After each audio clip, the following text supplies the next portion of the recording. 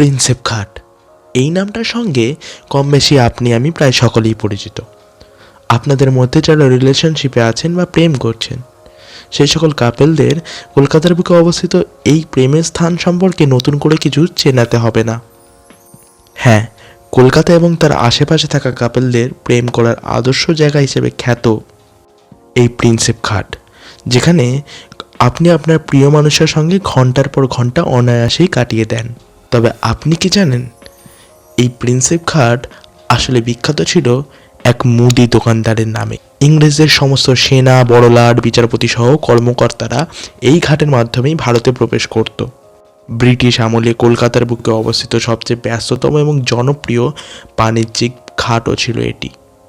আপনি জানলে অবাক হবেন, কলকাতার মানুষরাই কিন্তু তৎকালীন সময়ে একজন ইংরেজ প্রত্নতান্ত্রিক জেমস প্রিন্সেপের স্মৃতিসৌধ হিসেবে নিজেরাই চাঁদা তুলে এই ঘাটটি নির্মাণ করেছিল। তো চলুন, স্বপ্নের জলছবির আজকের ভিডিওতে আমি আপনাদের জানাবো প্রিন্সেপ ঘাটের সেই সব অজানা তথ্য যা আপনাদের জানার ইচ্ছাকে এতটা ব্যাকুল করে তুলেছে। প্রিন্সেপ ঘাট, এই নামটা এলেই আমাদের চোখের সামনে ভেসে ওঠে প্রেমিক প্রেমিকাদের রোম্যান্টিক মুহূর্তের কথা।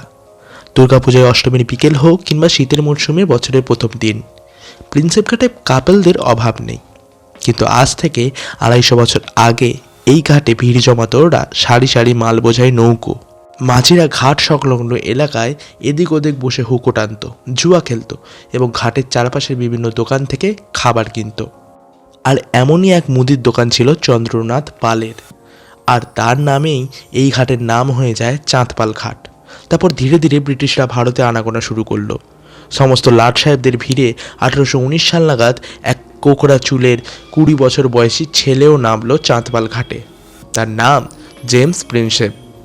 কি অদ্ভুত, তাই না? তখনও সে জানতই না মৃত্যুর পর এই ঘাটটা তার নামেই পরিচিত পাবে চিরকালের জন্য।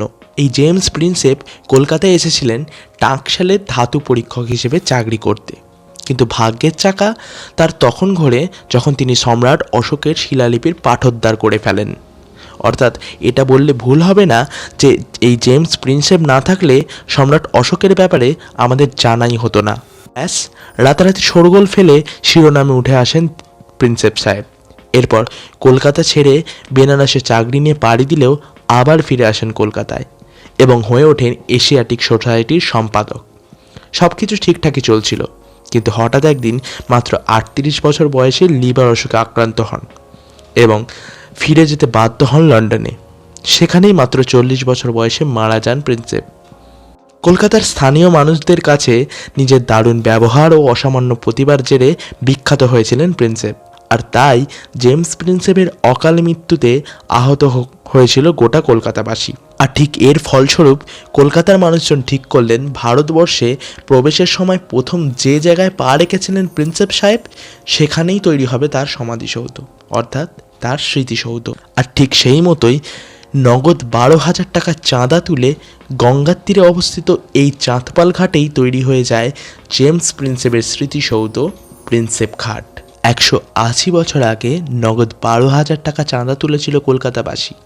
ভাবতে পারছেন কতটা জনপ্রিয় ছিল এই ভদ্রলোক? একসময় এই প্রিন্সেপ ঘাটি কিন্তু ছিল কলকাতা শহরের প্রধান জাহাজ ঘাঁটি। একটার পর একটা ইংরেজ বাণিজ্যিক বা ব্রিটিশ জাহাজ এসে নোঙর ফেলতো এই ঘাটে। আজ যে বেঞ্চে বসে কাপেলরা প্রেম করে, একসময় সেখানে সাজানো থাকতো কাঁচা মাল, কাপড় কিংবা অন্যান্য পণ্যের রাশি রাশি বস্তা। এরপর 1854 সালে হাওড়া স্টেশন তৈরি হওয়ার পর কমে আসে এই বন্দরের ব্যবহার, কমে যায় জনপ্রিয়তা ও ব্যস্ততা। তবে এখনও নিয়মিত ফেরি সার্ভিস চলে এখানে। বর্তমানে কাপেলদের গঙ্গায় সময় কাটানোর জন্য এক বিশেষ ফেরি ছাড়া হয় এই ঘাট থেকে, যা কাপেলদের মাঝে বেশ জনপ্রিয়। তাহলে বুঝলেন তো, আজ যেখানে ঘুগনি, ঘটি গরম, ফুচকা, এগরোল ইত্যাদি বিক্রি হয়, সেটা একসময় ছিল ব্রিটিশ ভারতের গুরুত্বপূর্ণ বাণিজ্যিক ঘাঁটি। তবে হ্যাঁ, শুধুমাত্র ভালো কাজের জন্যই আজও হাজারো ভালোবাসার মানুষদের ভালোবাসার স্থানের মধ্যে দিয়ে বেঁচে আছেন জেমস প্রিন্সেপ। তো কেমন লাগলো আপনার চেনা জায়গার অজানা কথা জেনে? তা অবশ্যই কমেন্টে জানাবেন। আর ঠিক এরকমই আরও নতুন নতুন কথা জানাবো আপনাদের, কিন্তু তার জন্য অবশ্যই ফলো করতে হবে এবং ইউটিউব থেকে দেখে থাকলে অবশ্যই সাবস্ক্রাইব করতে হবে স্বপ্নের চলছবি, যেখানে বাস্তব কথা বলে আর স্বপ্ন ছবি আঁকে।